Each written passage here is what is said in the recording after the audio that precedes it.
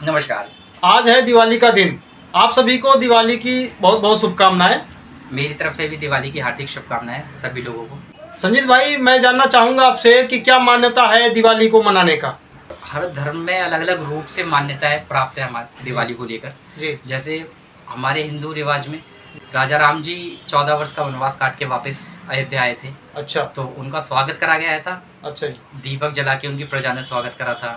अगर हम जैन धर्म की बात करते हैं तो उनमें स्वामी महावीर जी थे जी। जिन्हें निर्माण की प्राप्ति हुई थी। अच्छा। तो वो लोग उस तरीके से दिवाली का उत्सव मनाते हैं। अगर हम लक्ष्मी पूजन की बात करें तो जब समुद्र मंथन हुआ था जिस दौरान, तो उस समुद्र मंथन में से जो लक्ष्मी जी की प्राप्ति हुई थी तो उनका भी स्वागत करा गया था। इस वजह से लक्ष्मी पूजन का भी आयोजन होता है दिवाली वाले दिन। और ये एक कारण और है जिसे शायद हम लोग ध्यान देते नहीं है, लेकिन जो मेन मुद्दा और जो मेन कारण होता है वो होता है कि इस समय पे फसलों की कटाई चलती है जी। और बहुत बढ़िया फसल होती है किसानों की जी। जिसकी वजह से वो उसका घर बहुत ही खुशहाल होता है जी। तो जी। वो भी अपनी खुशी को इस दिवाली के रूप में जाहिर करता है जी। तो आपने 3-4 कारण बताए, मैं थोड़ा सा शॉर्टकट में बताऊं। इन्होंने पहला कारण बताया कि राजा राम वनवास के बाद अयोध्या लौटे थे तो दीप उत्सव मनाया गया, और दूसरा कारण इन्होंने बताया कि जैन धर्म में महावीर स्वामी को निर्वाण प्राप्त हुआ। तीसरा कारण इन्होंने बताया कि माता लक्ष्मी यानी कि समृद्धि, धन दौलत समुद्र मंथन के दौरान निकला तो उनके स्वागत के लिए मनाया गया। और चौथा कारण इन्होंने बताया, जो महत्वपूर्ण कारण ये बता रहे हैं, जो हमारे देश के किसान हैं, जो धान की कटाई और बाजरे की कटाई, तो उनके घर में समृद्धि आती है, तो इस खुशहाली को लोग दीप जला के देश में दिवाली मनाते हैं। तो इसकी वजह से हमारे देश में दिवाली मनाई जाती है। और अगर हम आपसे बात करें कि इस त्यौहार पे क्या कुरीतियाँ हैं, क्या गलतियाँ हैं, क्या हमें सुधार करना चाहिए, तो आप क्या कहना चाहेंगे?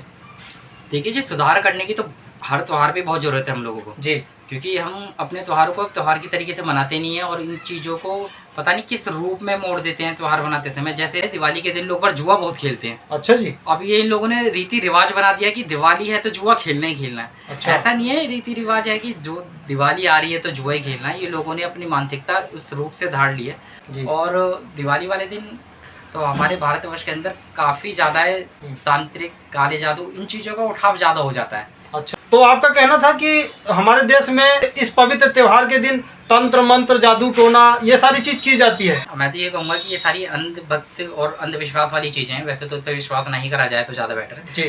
तो मैं कहूँगा कि ऐसे लोगों से भी सावधान रहें, बच कर रहें।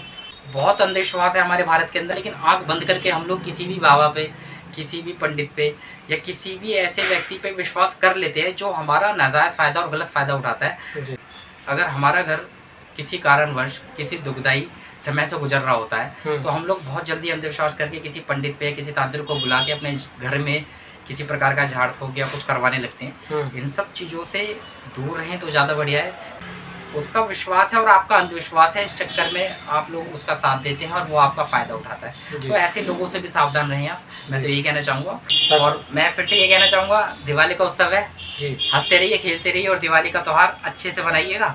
और किसी भी ऐसे व्यक्ति के चक्कर में पड़िएगा जो आपका नाजायज़ और गलत फ़ायदा उठाए। और फिर मेरा ध्यान उसी तरफ जाता है आप लोगों को आश्रित करने के लिए कि अंधविश्वास से दूर रहें, इन चीज़ों से बच के रहें आप, क्योंकि यही चीज़ आप लोगों को ले डूबेगी। वो गरीबी नहीं मारेगी आपको जितना वो व्यक्ति मार देगा आपको। तो इन सब चीज़ों से दूर रहिए आप और दिवाली को खुशहाल तरीके से बनाइए, किसी को आहत ना पहुँचाएं, किसी को हानि ना पहुँचाए, सुरक्षित रहें और अपने घर पे रहें और दिवाली खुशहाल बनाएं। जी, धन्यवाद।